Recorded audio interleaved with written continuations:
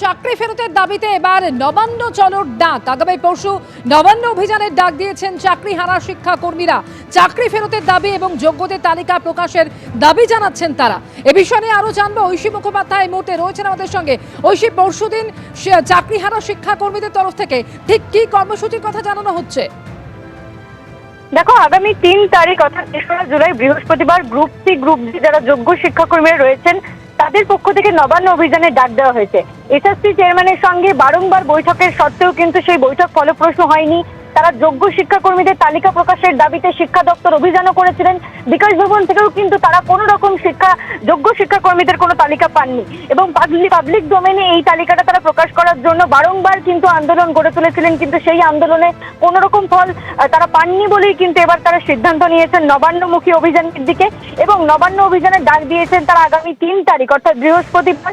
এই group C group D যে কর্মীরা রয়েছেন তাদের কিন্তু এই সম্পূর্ণ যে আন্দোলন, সেই আন্দোলনটা কিন্তু কেন্দ্র বিন্দু যেখানে যে তাদের তালিকা প্রকাশ করতে হবে, অর্থাৎ তাদের যে সম্পূর্ণ চাকরি বাতিল হয়ে গিয়েছে, তাদের যে ভাতার ঘোষণা করেছিলেন মুখ্যমন্ত্রী মমতা বন্দ্যোপাধ্যায় সেই ভাতাও কিন্তু হাইকোর্টে দেখা গিয়ে স্থগিতাদেশ হয়ে গিয়েছে। অর্থাৎ তারা একেবারে জীবন জীবিকা নিয়ে চরম সমস্যায় পড়েছেন, পরিবার পরিজন নিয়ে একেবারে বলা যেতে পারে যে তাদের ভরাডুবি হয়েছে এবং সে কারণে এবারে সর্বোচ্চ প্রশাসনিক দপ্তর অর্থাৎ মুখ্যমন্ত্রীর কাছে আবেদন জানাতে নবান্নের দ্বারস্থ হতে চলেছেন তারা এবং 3 তারিখ নবান্ন অভিযানে ডাক দেওয়া হয়েছে যোগ্য শিক্ষাকর্মী অধিকার মঞ্চের পক্ষ থেকে।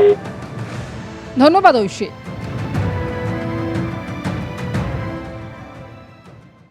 যোগ্য গ্রুপ সি গ্রুপ ডি অধিকার মঞ্চের তরফ থেকে পূর্ব ঘোষণা অনুযায়ী যোগ্য শিক্ষাকর্মীরা আজ এসএসসি চেয়ারম্যানের সঙ্গে বিকাশ ভবনে আমরা দেখা করতে এসেছিলাম, কিন্তু আজকের আমাদের এই আলোচনা সভাও পূর্বের মতো ব্যর্থতায় পর্যবেসিত হয়েছে।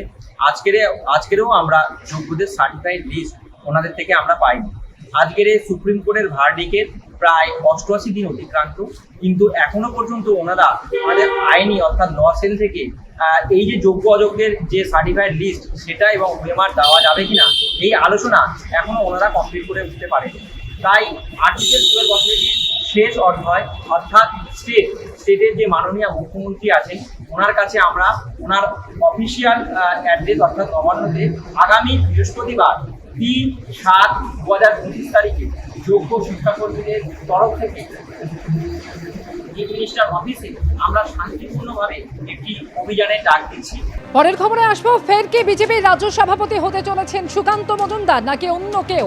আগামী বৃহস্পতিবার বিজেপির রাজ্য সভাপতির নাম ঘোষণা হতে চলেছে।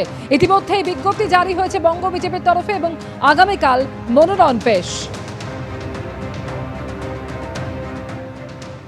আমাদের আজকে বিজ্ঞপ্তি প্রকাশিত হয়েছে এবং একই সঙ্গে আমাদের 415 জনের যে রাজ্য নির্বাচক মণ্ডলী তাদের তালিকাও প্রকাশিত হয়েছে।